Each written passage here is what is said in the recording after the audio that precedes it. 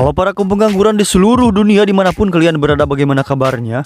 Kembali lagi di channel YouTube saya, dan seperti biasa saya akan kembali merangkum alur cerita sebuah film yang tentunya akan sangat menarik. Berjudul The Revenant, film ini termasuk salah satu film survival terbaik dan juga dibintangi oleh salah satu aktor ternama, yaitu Leonardo DiCaprio, yang tentunya aktingnya sudah tidak bisa diragukan lagi. Jadi langsung saja seperti biasa, tanpa banyak basa-basi dan spoiler di awal, kita akan langsung masuk ke dalam alur ceritanya.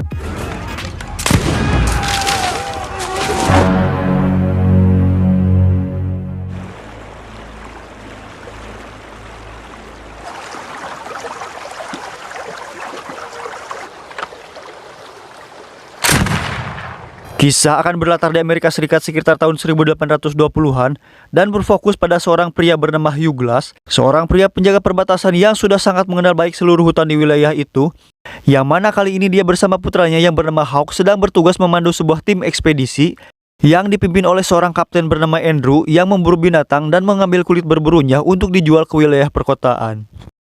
Dan mari saya jelaskan sedikit bahwa Hawk ini merupakan anak blasteran keturunan suku Pawnee, yaitu salah satu suku pedalaman yang mendiami hutan tersebut, yang karena semua anggota sukunya sudah dibantai habis oleh suku lain, maka mau tidak mau Hawk harus terus ikut bersama Glass karena dia adalah satu-satunya keluarga yang Hawk miliki saat ini.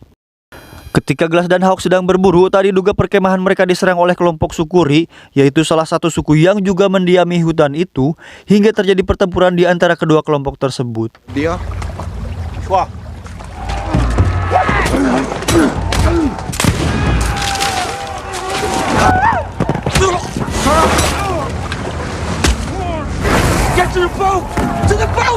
Belum diketahui dengan pasti kenapa suku Ri tiba-tiba menyerang mereka, namun dengan cepat Glass dan para rombongan segera menaiki kapal untuk meninggalkan tempat tersebut.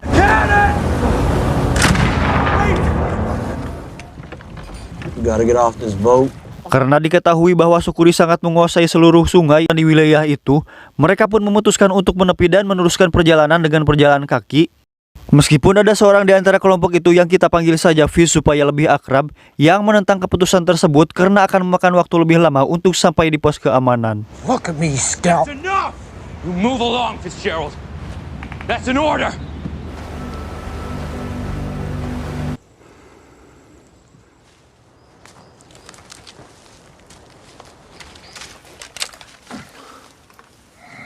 Saat anggota kru lain sedang beristirahat, Glass pergi untuk mengamati daerah sekitar. Namun tak diduga tiba-tiba seekor beruang grizzly muncul dan menyerangnya dengan sangat brutal.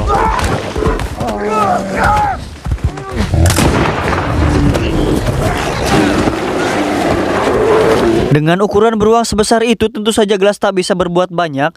Namun tentu saja Glass tak ingin pasrah begitu saja dan berusaha melawan hingga akhirnya dia bisa membunuh beruang itu dengan sebuah belati yang dibawanya. Meskipun dia juga kini harus mendapatkan luka yang sangat serius dan membuatnya sekarat. Tak lama setelah itu para anggota kru datang untuk menyelamatkannya, di mana mereka dibuat takjub melihat Glass yang masih bisa selamat dan mengalahkan beruang itu hanya seorang diri saja. Torturing the bastard. Gotta give him credit for taking that Grizz down. Well, be if you don't quit wailing like that. Sementara itu para anggota suku Ri membawa bulu-bulu yang ditinggalkan dan tak sempat dibawa oleh kelompok Glass pada orang Prancis yang juga sedang berburu di hutan itu, dengan tujuan untuk menukarkannya dengan beberapa ekor kuda. Hingga akhirnya diketahui bahwa alasan mereka menyerang kelompok Glass adalah untuk mencari putri kepala suku yang telah diculik, dan mengira bahwa kelompok Glass lah yang telah menculik putri kepala suku tersebut.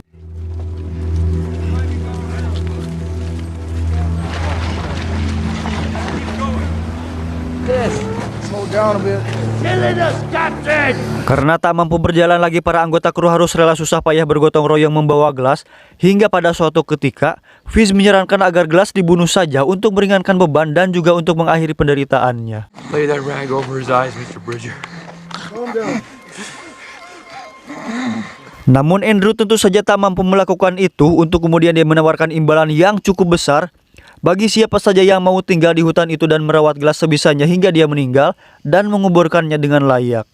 Tergiur dengan imbalan sebesar itu, Fish akhirnya menerima tawaran tersebut, untuk kemudian seorang pemuda bernama Jim dengan sukarela juga mau merawat Glass dengan tak mengharapkan imbalan sedikit pun. Glass is to be cared for until, understood? Understand.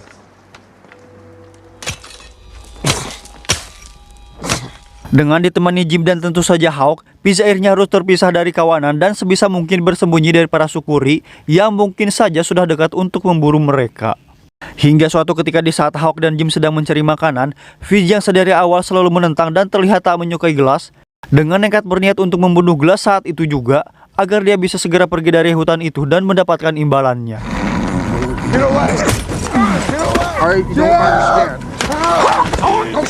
Belum sempat melakukan hal itu, Hawk keburu datang mencegahnya, dan betapa sangat terpukulnya Glass ketika melihat anaknya tewas dibunuh tepat di depan matanya, sedangkan dia sendiri dalam keadaan terbujur kaku tanpa bisa berbuat apa-apa.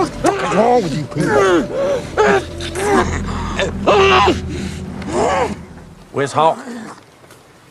Ketika Jim datang dan menanyakan keberadaan Hawk, Fish berbohong dengan mengatakan bahwa mungkin saja dia telah dibunuh oleh Sukuri dan menyarankan agar mereka berdua segera pergi dari hutan itu sebelum anggota Sukuri lainnya datang dan menemukan mereka, yang padahal itu hanya alasannya saja agar bisa segera mendapatkan uang imbalannya.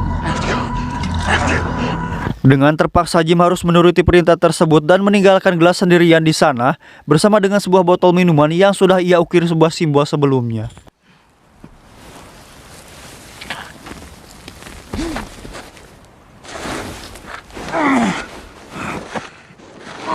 Setelah mereka berdua pergi, Glass mulai berusaha merangkak dan menghampiri mayat anaknya untuk mengucapkan salam perpisahan terakhir.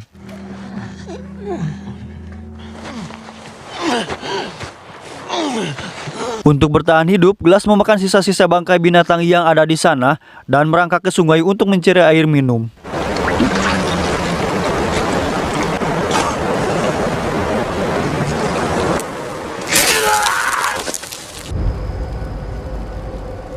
Malam menjelang, Glass memutuskan untuk beristirahat di tepi sungai hingga keesokan harinya muncul rombongan Sukuri yang berniat untuk memburunya, dan dengan cepat Glass masuk ke dalam sungai untuk menghindari serangan anak panah yang dilesatkan para anggota Sukuri tersebut.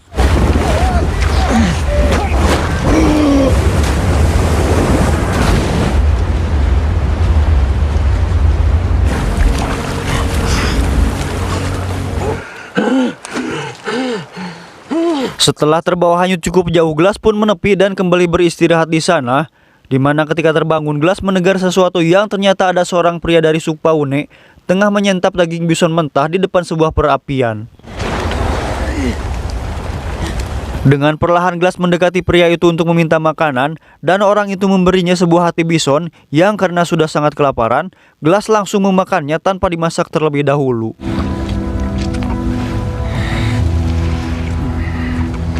Dan mari saya jelaskan sedikit bahwa di adegan ini sang aktor utama yaitu Leonardo DiCaprio benar-benar memakan hati bison mentah ya, bukan properti.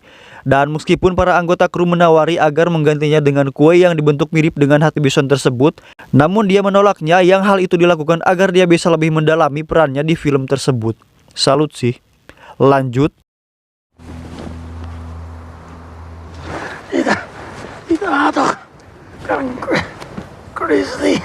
Glass pun sedikit bercerita tentang putranya yang sudah dibunuh, namun si pria suku Paune itu mengatakan bahwa balas dendam hanya ada di tangan Tuhan.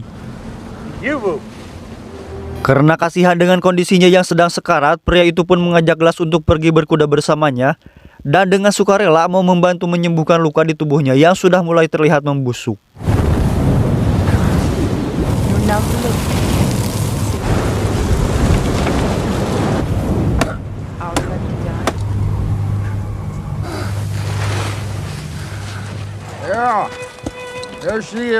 Sementara itu, Fish dan Jim terlihat sudah sampai di pos keamanan yaitu Port Kiowa untuk segera mengambil imbalan atas pekerjaannya.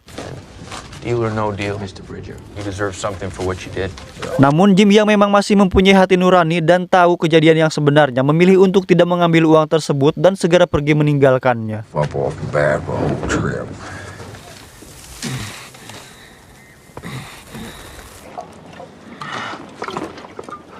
Kembali lagi pada Glass, di mana setelah dia terbangun dari tidurnya, dia mendapati pria suku Paune itu sudah tak berada di sana lagi, dan lagi-lagi kini dia harus menyaksikan orang yang sudah baik hati membantunya terlihat sudah tewas dengan digantung di sebuah pohon besar.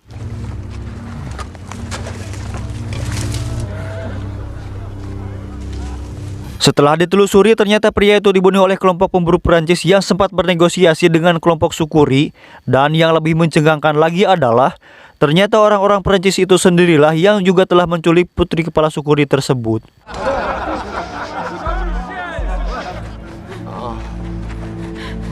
Ketika salah satu dari mereka sedang melakukan pelecehan pada putri kepala suku tersebut, Glass dengan perlahan menghampirinya dan menyuruh putri kepala suku itu untuk mengambil pisau manusia bejat itu, dan tak diduga dia langsung memotong kemaluan orang tersebut. Mamam.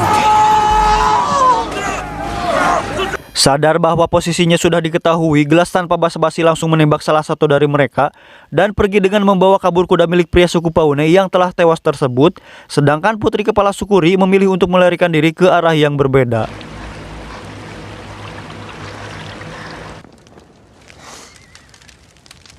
Singkat cerita, esok hari pun tiba. Baru saja Glass terbangun dari tidurnya, dia sudah disambut dengan lesetan anak panah dari suku Ri. Dan beruntung, anak panah itu hanya mengenai batang pohon yang ada di dekatnya. Dengan cepat Glass pun menaiki kudanya dan kini dia harus kembali memacu adrenalinnya ketika dikejar-kejar oleh kelompok suku Ri tersebut. Meskipun sudah berhasil membunuh salah satu dari mereka, namun sayang sekali kudanya terkena anak panah yang membuatnya tak bisa dikendalikan, sehingga Glass harus terjatuh dari atas tebing dan mendarat tepat di atas tumpukan salju.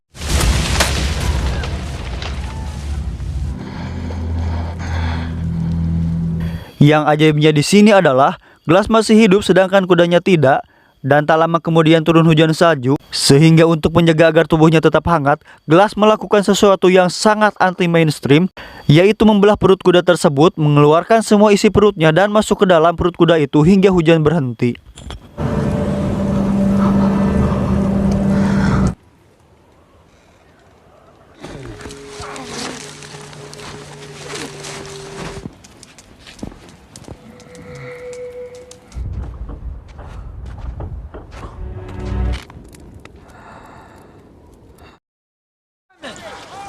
White man at the gate!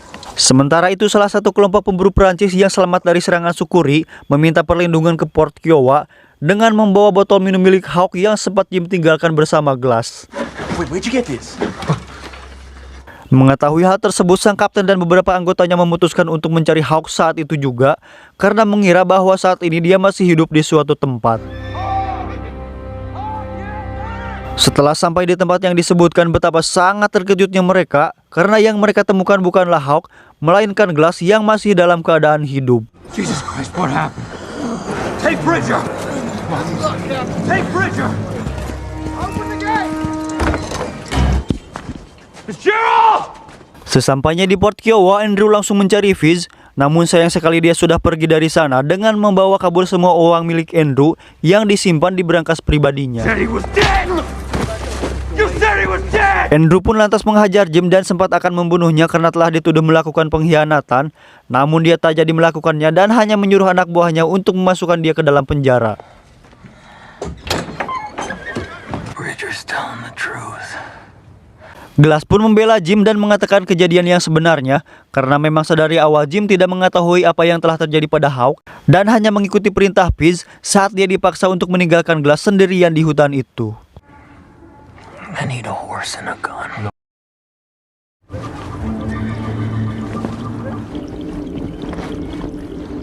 Keesokan paginya, Andrew dan Glass pun memutuskan untuk segera pergi mencari Fizz sebelum dia jauh melarikan diri dari tempat itu.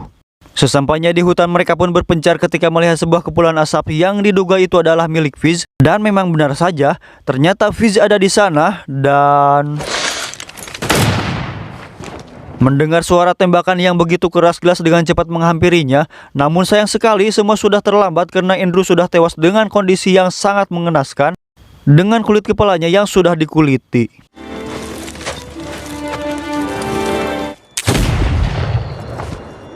Dengan menggunakan mayat Andrew sebagai umpan, Glass memancing Fizz supaya keluar dari persembunyiannya. Dan ketika dia sedang memeriksa mayat Andrew, Glass dengan cepat langsung menembak lengannya.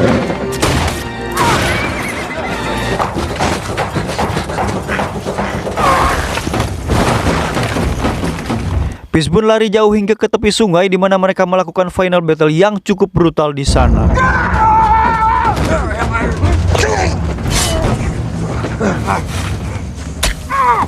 Dengan semangat cicilan kredit baskom yang belum lunas, Glass dengan susah payah melawan Fizz Dan di saat dia mempunyai kesempatan untuk membunuhnya, dia teringat perkataan si pria Sukpaune yang mengatakan bahwa balas dendam hanya ada di tangan Tuhan. Melihat sekelompok Sukuri di seberang sungai, lantas Glass pun menghanyutkan tubuh Peace ke arah mereka dan membiarkan si kepala Sukuri lah yang melakukan eksekusinya. Setelah semuanya berakhir, kelompok Sukuri itu pun melewati Glass begitu saja dan tak melakukan apapun sebagai tanda terima kasih mereka karena telah menyelamatkan putri kepala Sukuri tempo hari. Tamat. Baik, pesan yang bisa kita ambil dari film ini adalah tekad kuat untuk tidak mudah menyerah dalam kondisi apapun, seperti apa yang dialami oleh Glass. Meskipun dalam keadaan sekarat dan tak bisa melakukan apapun, dia terus berusaha bertahan hidup dan tak pasrah begitu saja dengan keadaan. Saya mewakili kaum pengangguran Nusantara mengucapkan terima kasih banyak dan sampai jumpa di video berikutnya.